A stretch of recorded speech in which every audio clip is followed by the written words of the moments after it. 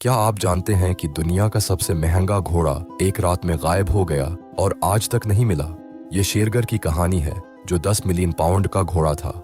1983 में मुसल्लह अफराद ने आयरलैंड के बेलीमेनी एस्टेट फार्म पर हमला किया। वो इस चैंपियन घोड़े को लेकर रात की तारीकी में गायब हो गए। ये घोड़ा 1981 में डर्बी रीस 10 लींथ के रिकॉर्ड फर्क से जीता था। अगवाकारों ने कोर्ट में फोन कॉल्स की और 2 मिलियन पाउंड का फदिया मांगा। इनको घोड़ों की रीसिंग की गहरी मालूमात थी। पुलिस को शक था कि IRA मुलव्वस है। कुछ कहते हैं शेरगर नक्ल हमल के दौरान मर गया क्योंकि वो बहुत घबराने वाला था।